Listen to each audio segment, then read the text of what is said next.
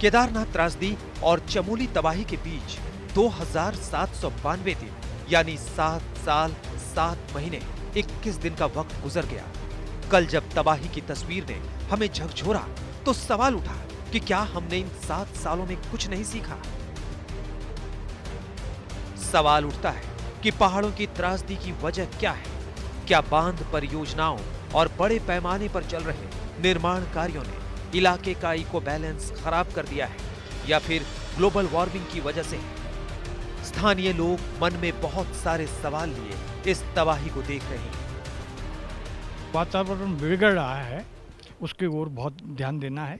पहले भी गांव वाले कह चुके थे कि इससे हमको बहुत परेशानी होगी, क्योंकि हमने 71 में भी कहा था, 71 में भी बाढ़ आई थी, इसी नदी में आई थी, लेकिन इतनी बड़ी नहीं थी। देखा जाए तो जो हाइड्रो प्रोजेक्ट बन रहा है, उत्तराखंड सरकार या सेंट्रल गवर्नमेंट जो यहाँ पे हाइड्रो प्रोजेक्ट, वो उसका मूल कारण है। जितने भी टरबाइनें या जो टनल बन रही है, तो उससे क्या होता है कि नीचे की सारी जमीनें धंसने की कगार पे है। विडंबना ये है कि चमोली जिले के रैणी गांव की जो महिलाएं चिपको आंदोलन की झंडा बरदार थी, आज इसी रैणी गांव को पर्यावरण की मार झेलनी पड़ी है। जंगल हमारे मायका हैं, इन्हें हम कटने नहीं देंगे, अपने प्राण दे देंगे। तो वहीं ये भी कहा कि जंगल कटेंगे तो बाढ़ आएगी। और देखिए कैसा ये संयोग है कि आज उन्हीं गौरा देवी के गांव रैणी गांव, जिसकी तस्वीर आप इस वक्त देख रहे हैं, वहां पर सैलाब आता है ग्लेशियर फटने की वजह से। बेतहाशा निर्माण, पावर प्रोजेक्ट से नदी का प्रवाह रुकता है, जंगल कटते हैं, मिट्टी की होल्डिंग कैपेसिटी कम हो जाती है। डायनामाइट के विस्फोट से पहाड़ी उड़ाकर तैयार की गई सड़कों पर बारिश के दिनों में भूस्खलन की दर बढ़ गई है। जंगल कट रहे हैं, जब जलस्तर बढ़ता है तो पानी रुक नहीं पाता। इसकी वजह से फ्लैश फ्लड यानी अचानक बाढ़ आती है।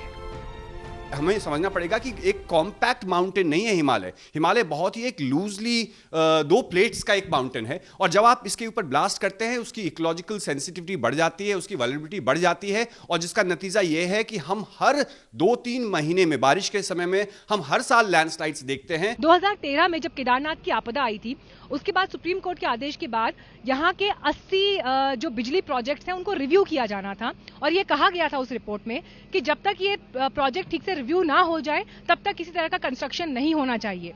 लेकिन वैसा नहीं हुआ, और स्थानीय लोग लगातार ये बात कहते हैं कि कुदरत के साथ जो ये खिलवाड़ होता है उसका खामियाजा उन्हें अपनों की जिंदगी देकर चुकाना पड़ता है।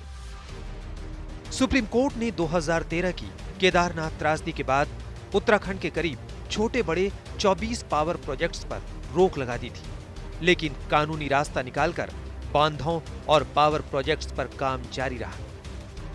अब सवाल उठता है कि उत्तराखंड के पहाड़ विकास का कितना बोझ सह सकते हैं।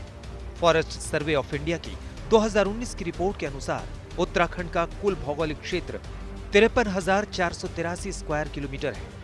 इसमें 24,303 स्क्वायर किलोमीटर में वन क्षेत्र है, यानी कुल क्षेत्रफल का 45.44% हिस्सा। हालांकि यह हिस्सा अब कम हो रहा है, आबादी का बोझ बढ़ रहा है। लेकिन ऐसा नहीं है कि पहाड़ के लोगों को स्कूल नहीं चाहिए, पहाड़ के लोगों को सड़कें नहीं चाहिए, उद्योग धंधे की चाहत नहीं है।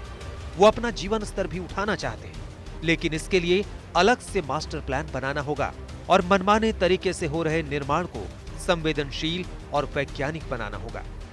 अगर पहाड़ में इकोलॉजिकली सेंसिटिव एरिया है, वो फ्रेजाइल जोन है, जिसमें सारे के सारे साइंटिस्ट आपको कहते हैं कि आप ब्लास्टिंग नहीं कर सकते हैं, कुछ प्रोजेक्ट्स जो है आप कुछ एरियाज में नहीं कर सकते, तो रोड और विकास से किसी का विरोध नहीं है, लेकिन किस तरह का विकास, ये विकास है या विनाश है? पहाड़ों में सबसे महत्वपूर्ण होता है संतुलन, और अगर ये बिगड़ा तो तबाही निश्चित है। इसलिए इको फ्रेंडली विकास करना होगा। मीनाक्षी कंडवाल और आशुतोष मिश्रा के साथ आज तक ब्यूरो।